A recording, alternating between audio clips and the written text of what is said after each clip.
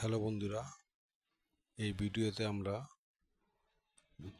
Gear এবং crankshaft সম্বন্ধে জানব। কীভাবে ফিটিং করতে হয় আর কিভাবে বসাতে হয় সেই ব্যাপারটা। ভিডিও যদি ভালো লাগে তাহলে কমসে কম একটা লাইক শেয়ার করবেন। তো এটা আছে ডিসকভার 100 4 গিয়ারের গাড়ি। ডিসকভার 100 দু রকম হয়, একটা 4 গিয়ার, একটা 5 গিয়ার। এটা 4 গিয়ার আছে। তো এটাকে আমরা প্রথমে গিয়ারগুলো ফিট করব। এটা ফার্স্ট গিয়ার আছে, এটা ফার্স্ট গিয়ার পিনিয়ন আছে। এই পিনিয়নটা টপ গিয়ারের সঙ্গে ঢুকে গেল। আর যদি আমার কোনো ভুল হয় তাহলে ক্ষমা করে নেবেন, কারণ ভিডিও বানাতে গেলে ভুল হতেই পারে। আগে ক্ষমা চেয়ে নিচ্ছি। আমরা গিয়ারগুলো প্রথমে বসিয়ে নিচ্ছি। তো ডিসকভার গাড়ি 4 গিয়ার হলেও তেল সার্ভিসটা খুবই ভালো, আর এর মাইলেজও ভালো। এর টেকসইও মোটামুটি খারাপ না। মোটামুটি যতটাই হোক, ডিসকভার 100 গাড়িটা খারাপ বলে মনে হয় না। তো আমরা গিয়ারগুলো ফিট করছি। এর আগে একটা শর্ট ভিডিওতে গিয়ার কীভাবে সাজাতে হয় সে ব্যাপারটা দেখিয়েছি। যদি না দেখে থাকেন তাহলে সেটা দেখতে পারেন।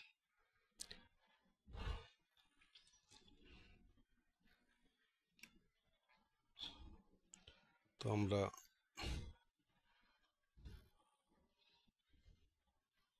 গিয়ার ফিট করছি।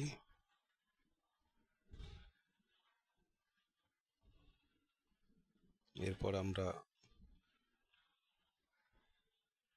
এগুলো বসাতে অসুবিধে হয় না, কিন্তু আমরা যেহেতু ক্যামেরা লাগানো আছে যার জন্য একটু প্রবলেম হচ্ছে।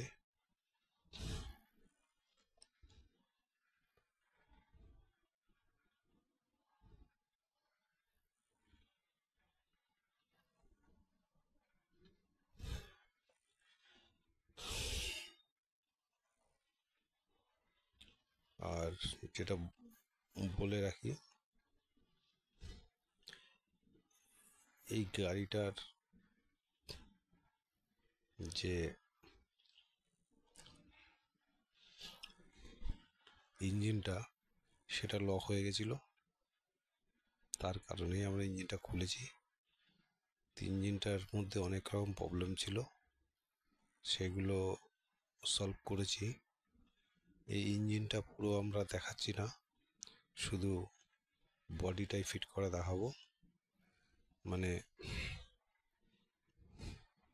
ইঞ্জিন চেম্বার বডি, যেটা মেইন বডি বলে, সেটাকেই কিন্তু শুধু দেখাবো। আমরা নাড়াচাড়া করে দেখে নিচ্ছি গিয়ারের কোনো প্রবলেম আসতে পারে কি না। সচরাচর এসব প্রবলেম আসে না, তাও একটু ভিডিও বানানোর জন্য দেখিয়ে নিচ্ছি। এবার আমরা 3 বন্ড লাগাবো। আর এর মধ্যে একটা বলে রাখি, ক্র্যাঙ্কশ্যাফটটা দুবার, ক্র্যাঙ্কশ্যাফট যেটা আছে সেটা কিন্তু দুবার দেখানো হচ্ছে। এটা আপনারা ভাববেন না কিছু, কারণ ওটা ভিডিও বানাবার জন্য, একটা শর্ট ভিডিও বানাবার জন্য ওটা ফিটিং করা হয়েছিল, সেটা এর মধ্যে এসে গেছে, তাই এই ব্যাপারে কিছু মনে করবেন না।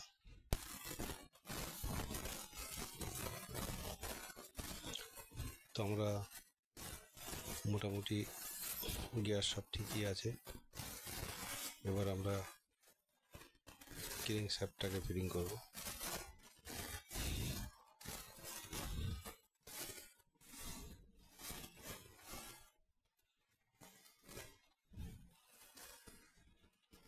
এই যে ক্র্যাঙ্কশ্যাফট, অনেকে বেকিং বলা হয়, আবার কানেক্ট পিনও বলা হয়। তো এটা অ্যাকচুয়ালি ক্যারিং শ্যাফটই বলা হয়। তো এটাকে আমরা এবার ফিটিং করব, বসাবো এবার ক্যারিং শ্যাফটটাকে।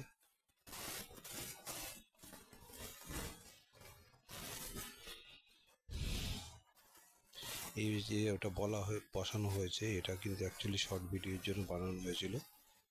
তো এটা পরে আবার অন্যভাবে দেখানো হয়েছে, কিছু মনে করবেন না, অনেকটা কাটতে পারিনি বা সেরকম বুঝে উঠতে পারিনি বলে দুবার দেখানো আছে, কিছু মনে করবেন না।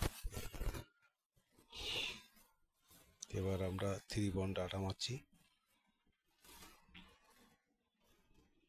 এই আটাটা খুবই ভালো, এগুলো মেন চেম্বারেই মারা দরকার আছে। যেসব গাড়ির মেন চেম্বারে প্যাকিং থাকে না সেগুলোয় আটা মারাই হয়, আর যেগুলোয় চেম্বারে প্যাকিং থাকে সেগুলো আটা মারা উচিত নয়। আবার যেগুলোয় আটা মারা থাকে সেই চেম্বারে প্যাকিং মারা উচিত না।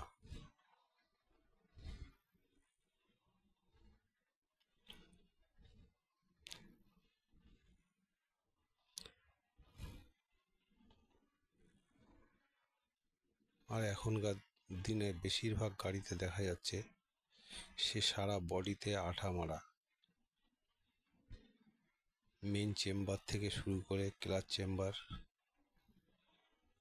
তারপর হেড, এমনকি সিলিন্ডারেও আঠা মারা। এগুলো একদমই মারা উচিত না, কারণ এতে ইঞ্জিনে অনেক এফেক্ট আসে। এখন বলতে পারেন আপনারা যে এরা কি ভুলভাল বলছে, কিন্তু ভুলভাল নয়। মেন চেম্বার ছাড়া যেখানে আঠা মারা হচ্ছে, ক্লাচ কভার, হেড, এমন এমন জায়গায় বেশি আঠা পড়ে যাচ্ছে, সেখানে কিন্তু অয়েলের যে রাস্তাগুলো আছে সেগুলো বন্ধ হয়ে যাচ্ছে। এরকম ইঞ্জিন আমার কাছে প্রচুর এসছে, এখনও 4-5টা ইঞ্জিন রয়েছে, করা হয়নি, সেইগুলো দেখা যাচ্ছে এরকম এরকম প্রবলেম। ইঞ্জিন 6 মাস 7 মাসও চলছে না, কিন্তু লক হয়ে যাচ্ছে। তো সেই কারণগুলোই বলছি, ইঞ্জিন ছাড়া যে কাজ মারবেন না, তাতে অসুবিধা হচ্ছে, কিন্তু মিস্ত্রিদেরও বদনাম হচ্ছে। আটা মারুন, কিন্তু যেখানে অয়েল সাপ্লাই জায়গাগুলো আছে সেই সব জায়গাগুলো বাদ দিয়ে মারুন। এই যে গ্ল্যামার গাড়িটা আছে, এরপরে একটা গ্ল্যামারের ইঞ্জিন দেখাবো। সেই গ্ল্যামারের ইঞ্জিনের মধ্যে, মানে যেটা অয়েল পাম্পের ফিল্টার, সেটার মধ্যে অয়েল ফিল্টারের নোংরা জাম হয়ে গেছে। যেমন ধরুন কি, সেটা আমি বলতে পারবো না, মানে পুরো জাম হয়ে অয়েল সাপ্লাই বন্ধ হয়ে গেছে, এই গাড়িটা সিজ হয়ে গেছে। তো এরকমই প্রবলেম, সেগুলো অ্যাকচুয়ালি যেগুলো আমি বুঝছি সেগুলো অ্যাকচুয়ালি রাবার টাইপের কিছু পাচ্ছি, মানে আঠাগুলো হয়তো মারার সময় বেশি মারা হয়েছে, চেম্বারের মধ্যে পড়েছে, বা কেউ মেরেছিল, ঘষে তুলেছে, সেগুলো চেম্বারের মধ্যেই ছিল, আর সেগুলো গিয়ে অয়েলের যে রাস্তায় ছেঁকনি থাকে, সে ছেঁকনি পুরো জাম হয়ে গিয়ে ইঞ্জিন লক হয়ে গেছে। সেই ভিডিওটা গ্ল্যামার গাড়ি, সেই ইঞ্জিনটা আগামীকাল হবে, 23 তারিখ।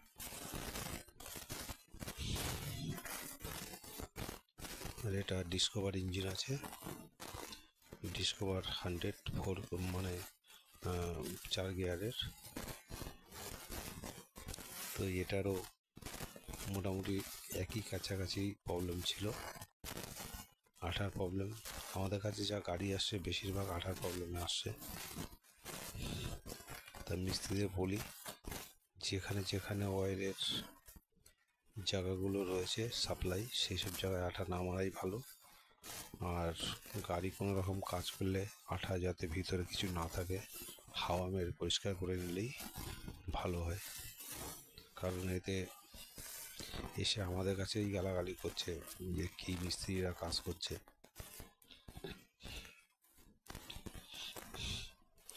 তা কিছু মনে করবেন না, এগুলো আমার বলা উচিত না, তাও বলছি ভালোর জন্য। কারণ আমারও বয়স 50 হয়ে গেছে, আমারও মনে হয় দুই এক বছর পরে আমিও কাজ ছেড়ে দেবো, কারণ এই কাজ আমার ভালো লাগছে না। তাই আপনাদের বলছি, যারা ছোটরা আছে তারাও শুনে নাও, কাজ একটু ভালো করে করো, আটা পাটা না মেরে যতটা সেফ সাইড করা যায় সেটাই ভালো হয়। তো আমাদের গিয়ার বক্স এবং ক্র্যাঙ্কশ্যাফট ফিটিং হয়ে গেল, বোল্টগুলো টাইট হয়ে গেল, মোটামুটি সবই কমপ্লিট হয়ে এসছে।